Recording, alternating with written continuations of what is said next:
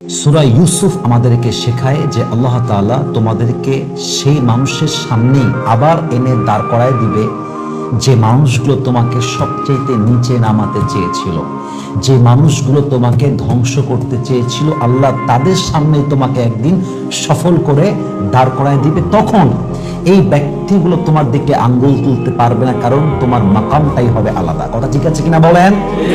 এটা কিন্তু বড্ড বোঝার বিষয়।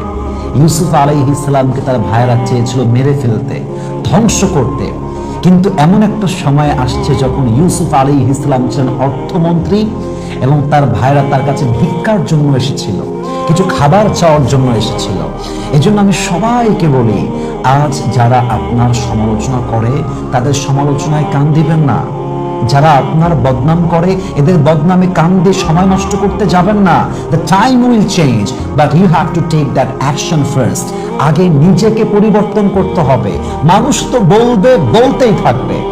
আল্লাহ তাআলা বলছেন, ইন্নাল্লাহা লা ইউগাইয়িরু মা বিকওমিন হাত্তা ইউগাইয়িরু মা বিআনফুসিহিম। Allah doesn't change anybody's destiny until they change themselves. আল্লাহ বলছে, আমি ততক্ষণ পর্যন্ত একটা জাতির ভাগ্যের চাকা পরিবর্তন করি না যতক্ষণ পর্যন্ত সেই জাতি নিজেরা নিজেদের ভাগ্যের চাকা পরিবর্তন করবার জন্য সচেষ্ট না হয়। So nobody will change your destiny. You have to change your destiny. Nobody will work for you. You have to work for your own self. কেউ আপনার জন্য কাজ করবে না, কেউ আপনাকে সামনে এগিয়ে দিবে না, বরং সামনে এগিয়ে গেলে আপনাকে পেছন থেকে টান মারবে। টান মারার লোকের অভাব নাই, উঠাবার লোকের বড্ড অভাব আছে। আপনাকে আপনার নিজের ভাগ্যের চাকা পরিবর্তন করতে হবে। এবং মাথায় রাখবেন, যারা আজকে সমালোচক, যারা আপনার গীবতকারী, যারা আপনার ভুল ধরে, যারা আপনাকে নামাতে চায়, যারা আপনাকে ধ্বংস করতে চায়, the time will change. একটা সময় আসবে এমন, আজকের বদনামকারী আগামীতে আপনাকে স্যালুট করতে বাধ্য হবে। কথা ভুল বললাম না ঠিক বললাম? বলেন। সূরা ইউসুফ এটাই আমাদেরকে শেখায়। এজন্য আমার most of the young people, আমার অডিয়েন্স, সবাইকে বলবো, কারো কথায় কান দিও না। लोग तो कहेंगे, लोगों का काम ही है कहना, लोगों का काम ही है बदनाम करना, तुम्हें बस अपना काम करना है और खुदा पर पूरी तरह से यकीन रखना है।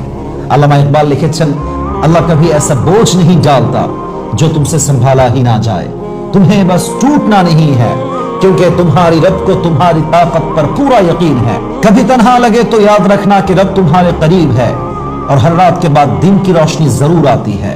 बस सबर का दामन थाम के रखो, यही तुम्हारी सबसे बड़ी ताकत है। और याद रखना, जो आज टूटा है वो कल तुम्हारे लिए रहमत की वजह जरूर बनेगा। ठीक ना बोलें? তিনি বলেন যে যা হচ্ছে হতে দাও, ভয় পেয়ে যেও না। লা ইউকাল্লিফুল্লাহু নাফসান ইল্লা উসআহা। আল্লাহ doesn't test anybody beyond their power. তোমার সাধ্যের বাইরে আল্লাহ তোমাকে পরীক্ষা চাপায় দিবে না। আল্লাহ তোমার সাধ্যের বাইরে কোনো কষ্ট তোমাকে দিবে না। Be patient about it. Whatever you have lost in your life, never lose hope, never be frustrated, never be disappointed. হতাশ হয়ে যেও না, বা সামনে এগিয়ে যাও। আমি আমার মাহফিলে প্রায় বলি, ভয় পেও না, বুক চিরে দাঁড়িয়ে যাও, আল্লাহর ভরসায় সাহসটা বাড়াও, আল্লাহর নামে আগুন জ্বালাও বুকে, সত্যের পথে চলো, সাহস রাখো মুখে, থেমে গেলে চলবে না, রক্তে আগুন ধরাও, আল্লাহর সৈনিক তুমি, সেই পতাকা উড়াও। আরে আল্লাহ যখন পাশে, কিসের এত ভয়? তাওয়াক্কুল করো, কাছে আসবে বিজয়।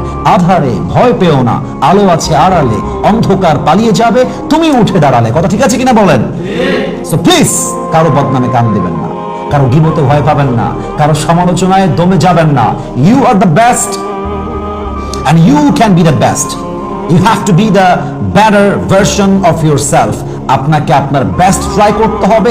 ইনশাআল্লাহ সমালোচক যারা আজকে আছে তারা আগামীতে আপনাকে স্যালুট করতে বাধ্য হবে। ঠিক কিনা বলেন? আল্লাহ আমাদের সবাইকে আগামীতে সফল হওয়ার তৌফিক দান করুক। সবাই আমিন।